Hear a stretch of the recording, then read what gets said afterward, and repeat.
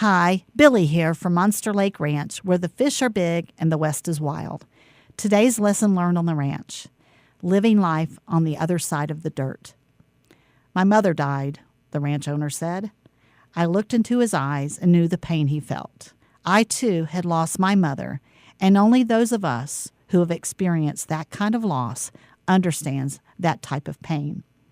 I'm so sorry, I replied, knowing that is really all we need to say. No other words can heal a grieving heart more than those.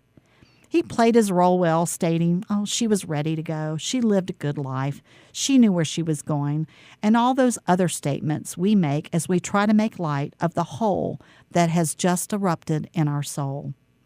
The next few days were solemn. The ranch owner and his family prepared to say their final goodbyes to the matriarch of the family. Her fame came from her love of hospitality and feeding cowboys and cowgirls who showed up on the ranch to brand, wean, and all that other stuff you do together as a team. She was a great mom and a superb cowgirl from way back. She loved parties and feeding people, so it was to be assumed a big party would happen after her funeral. It was a graveside funeral, and her casket, a pine box, as she had requested, was handled by a bunch of cowboys dressed in their best Sunday cowboy clothes.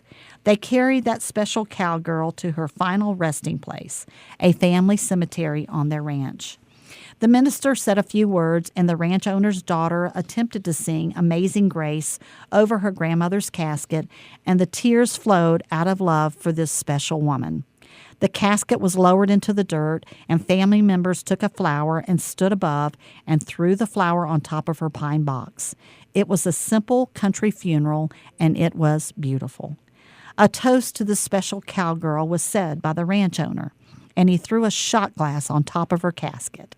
One by one, the attendees took a swig of whiskey and threw the glass next to the flowers on top of her casket, and they all left for the big party at the ranch house up on the hill.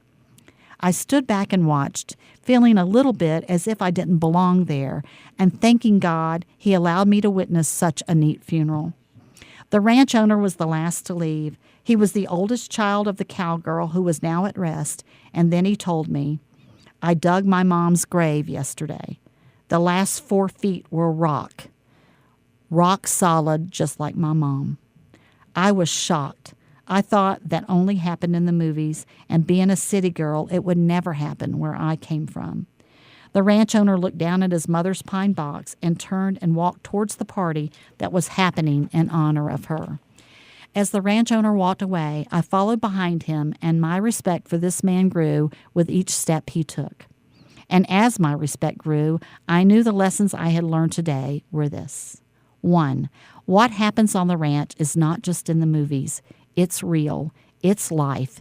It's living and loving and working together, and it toughens boys up to be men and girls up to be women. City dwellers could learn a lot from digging the grave of a loved one. It'll put life into perspective and will keep us focused on what really matters. 2, no matter how tough you cowboys and cowgirls might be, one day we will all end up in a pine box with our loved ones looking down at us and throwing a flower and maybe a shot glass on our box.